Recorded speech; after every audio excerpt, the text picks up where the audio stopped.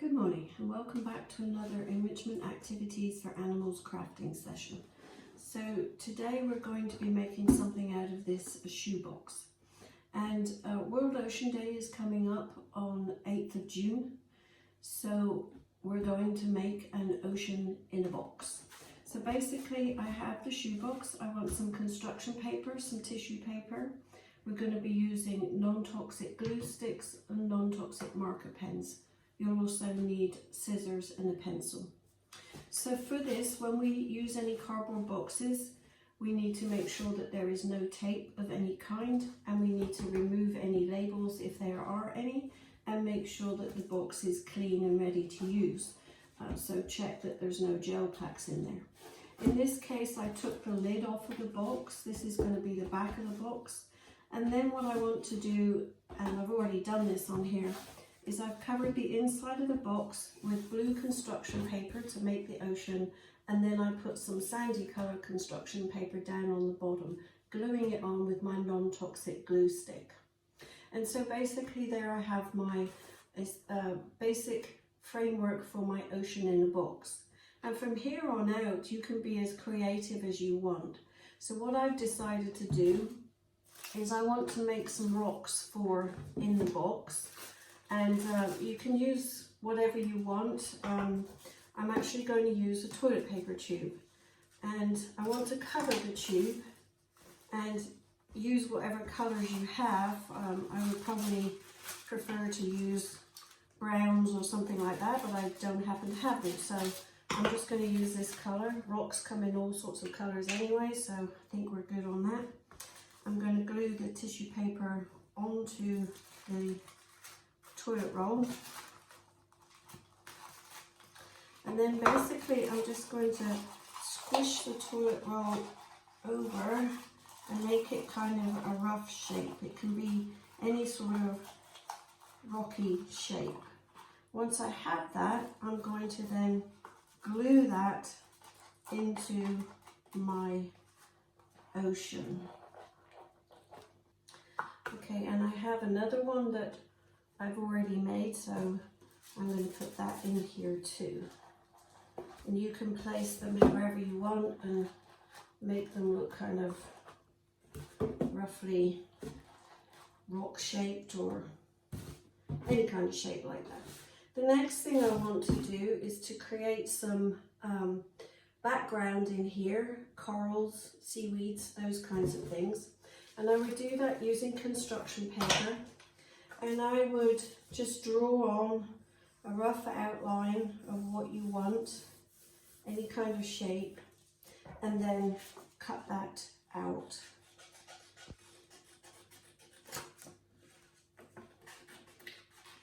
And again, corals and all of those kinds of things come in a variety of colours and shapes, so you can be as creative as you would like on creating these elements to go in your ocean box. And these sorts of things within the box are visually stimulating for many of our animals, and also they make noise. It'll give us an opportunity to hide stuff in there. I'm going to glue this one onto the background of my box, like so.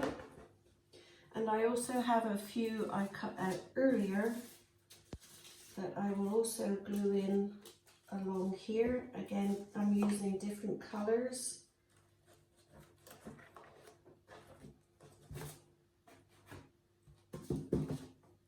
And I'm going to glue one also behind the rock on the corner. And we'll show that in just a minute. And one here.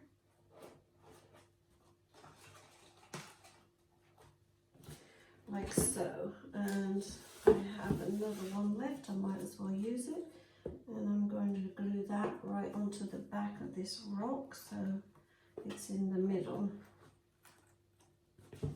And you can create any kind of a backdrop that you want and glue it in there. Now, if you were going to give this to any of your pets, you could have put some dried food in before you cover the roll with tissue paper so it's hidden, they have to find it. Also, this kind of thing with more three-dimensional objects gives you an opportunity to hide little treats inside, or perhaps you want to put some of their diet in there, or you could even spray scents on there. And given the three-dimensional nature, when they go searching for it, it will make noise as well. So it also has a auditory element.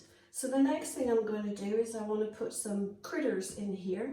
And again, I'm going to use different color construction paper, and I tend to freehand what I want to do. And you can look up outlines for shapes that you might want to do online. You could print them off and cut them out if you don't feel comfortable with drawing your own shapes. It's entirely up to you how you do it. And of course, the size that you want depends on what size box you've got. I mean, if you can get a really big box, then you can go to town and create all kinds of shapes. This happened to be the largest box I have here at this time, so this is what I'm using. But I've already cut out some shapes to give you an idea of the kinds of critters that you can do. And I have a little crab here that I cut out. And he's going to be sitting right on the rock. I also did a sand dollar. So he's going to also be, or she is also going to be right down here on the rocks. And I have an octopus that I cut out that I think I'm going to glue right back there. So this is what I have so far. And then the next thing I want to do is do some fish, but I want the fish to be swimming through my ocean. And so I've cut some fish shapes out of construction paper, and I've glued on a strip of construction paper that's the same color as the background. And I'm simply going to then glue that to the top of the box so that the fish is swimming through the ocean. And I have another fish here cut out, and I'm going to glue that one on as well. And another one over here. Oops. Glue that on to the top of the box. And I think if I use the same color construction paper as the background, it disappears a bit. So I think I want a little bit more. I think I'm going to do a couple more fish. I want to fill that in. So I'm going to draw out a fish shape in my construction paper, and this is the idea that you can do. And I think I'll have two of them, so I'll make it easier on myself and cut them out in one go. And again, fish come in all sorts of shapes and sizes and colours, and you could certainly look up online, as I've said, to get an idea for the kinds of shapes. Just be creative and decorate them how you want to decorate them. You could do potentially dolphins, sharks, all sorts of animals, but for today I'm just going to do some fish swimming around this little bit of coral reef here. And I'm just going to draw on some eyes, and I'm also going to draw on some other shapes on here. And I'll have this fish swimming this way, I think, so think about that too. And then I need a couple of strips to glue on.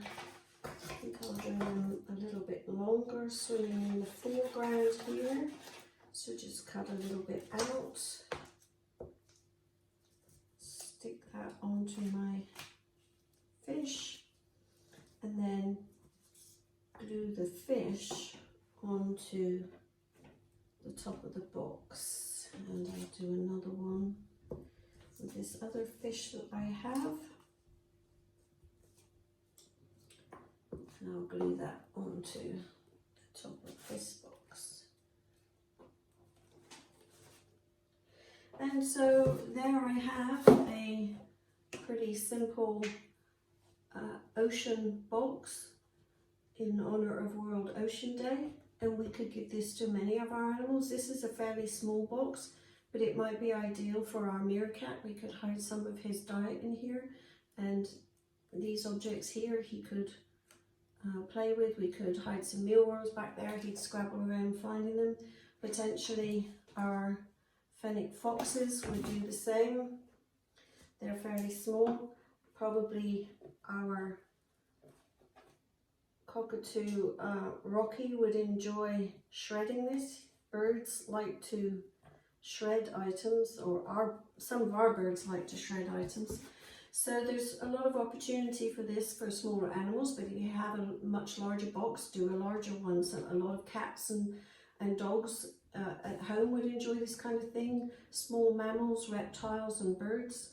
And then also you could potentially make these sorts of items for our animals at the zoo, provided you use non-toxic paint, non-toxic glues, non-toxic marker pens, and ensure that there are no tape, no staples, no sharp objects, anything like that on the box. So I encourage you to be creative and make something like this maybe for your pets at home or for us at the zoo. So thank you for watching, and remember World Ocean Day on June the 8th.